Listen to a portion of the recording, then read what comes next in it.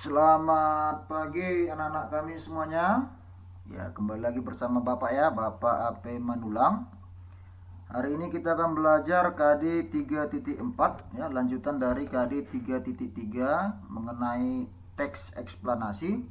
Hari ini kita akan belajar tentang menganalisis struktur dan kebahasan teks eksplanasi. Ya, kemarin sudah kita bahas ya, apa itu teks eksplanasi. Sekarang kita masuk ke bahasannya dan strukturnya. Untuk strukturnya, struktur eksplanasi itu ada tiga nak ya. Yang pertama ada identifikasi fenomena, itu berupa latar belakang kejadian teks eksplanasi tersebut ya. Yang kedua ada proses kejadian. Proses kejadian bisa berupa kronologis atau urutan kejadian, bisa juga sebab akibat ya, yaitu atau bisa dikatakan sebagai penyebab. Lalu yang ketiga ada ulasan. Ulasan itu berupa komentar atau konsekuensi ya. Nah, kita masuk ke contohnya ya. Kita lihat. Nah, di sini ada contoh yang satu yaitu mengenai gunung meletus. Sini sudah Bapak tandai nak ya. Yang dicetak tebal kuning ini disebut sebagai identifikasi fenomena. Mengapa dikatakan seperti itu? Karena dia berisikan tentang latar belakang terjadinya kejadian ya. Nah, bahwasanya gunung meletus itu ya dia berupa bencana alam yang diakibatkan oleh meletusnya gunung berapi, atau gunung berapi bisa meletus sewaktu-waktu. Nah, itu masuk ke dalam bentuk identifikasi fenomena.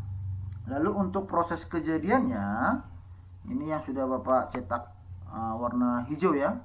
Ini berisikan tentang penyebab, tapi tidak berupa kronologis ya, bukan berupa urutan kejadian, melainkan hanya penyebabnya saja. Ya, ini penyebab-penyebab mengapa gunung berapi bisa meletus. Lalu untuk yang ketiga, strukturnya adalah ulasan ya. Ulasan di sini berisikan tentang komentar. Nah, di sini ada komentar dari penulis ya. Peristiwa alam gunung meletus ini tidak terjadi secara berulang-ulang. Jadi jangan takut atau khawatir berlebihan. Nah, itu termasuk ke dalam bentuk komentar dari penulis. Nah, jadi untuk bagian struktur eksplanasi saya rasa cukup nah ya, tidak terlalu rumit saya rasa. Nah, kita masuk ke bagian kebahasaan teks eksplanasi. Di sini kita akan belajar ada tiga kaidah kebahasan yang akan kita pelajari di sini. Yang pertama disebut sebagai konjungsi kausalitas. Kausalitas itu diartikan sebagai sebab akibat ya, atau bisa dibalikkan akibat sebab. Yang kedua ada konjungsi kronologis. Kronologis itu konjungsi yang berhubungan dengan urutan waktu, urutan kejadian. Lalu yang ketiga disebut sebagai keterangan waktu ya, menunjukkan waktu. Nah, kalau kita bahas ya, yang pertama, apa itu konjungsi kausalitas?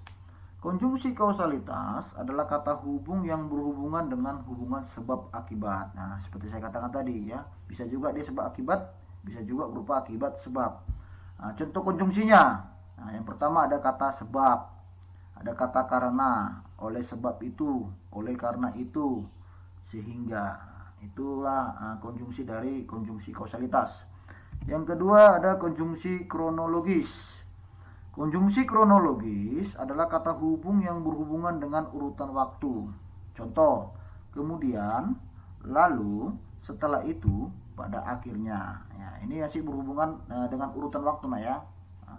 Lalu yang ketiga ada keterangan waktu. Keterangan waktu adalah kata yang menjelaskan dan memberikan informasi tentang kapan suatu hal terjadi. Nah, untuk memudahkan kalian, ini sudah Bapak masukkan ke dalam bentuk teks ya. Nah, di sini udah pernah kita bahas tentang pelangi. Ya. Yang mana bagian dari konjungsi kausalitas? Nah, ini sudah saya tandai ya. Tandanya warna ungu. Jadi kata sebab, disebabkan, dikarenakan, sehingga itu masuk ke bagian konjungsi kausalitas. Untuk konjungsi kronologisnya pada teks ini hanya ada satu ya, yaitu lalu. Nah, kemudian untuk keterangan waktunya ada tiga di sini saya temukan. Yang pertama ketika matahari terbenam. Nah, ini secara tersirat nah ya, bukan secara tersurat dikatakan keterangan waktunya. Ketika matahari terbenam, berarti itu kan sudah menunjukkan sore ya. Lalu ada siang hari. Nah, Lalu yang terakhir adalah kata malam hari. Nah, ini sudah menunjukkan keterangan waktu. Jadi saya rasa untuk kebahasan tersendiri juga saya rasa sudah bisa dimengerti nak ya. Lalu untuk menambah pemahaman kalian lagi ya, ini ada tugas saya berikan kepada anak-anak kami semuanya. Baca teks eksplanasi ini yang mengenai longsor ya. Lalu kalian tentukanlah ya, tugasnya kalian tentukan. Yang pertama, tentukan struktur teks eksplanasi tersebut ya. Yang mana identifikasi fenomenanya, yang mana proses kejadiannya, dan yang mana ulasannya ya. Bisa nanti tuliskan kembali nak ya. Nah, lalu yang kedua, tentukan kebahasan teks eksplanasi tersebut ya. Teks eksplanasi tersebut kan ada berupa konjungsi kausalitasnya yang mana konjungsi kronologisnya, dan terakhir tentukan juga keterangan waktunya ya. Jadi demikianlah pembelajaran kita hari ini ya. Semoga pembelajaran ini bisa bermanfaat untuk anak kami semuanya. Saya akhiri dengan mengucapkan selamat pagi dan salam sejahtera buat kita semua.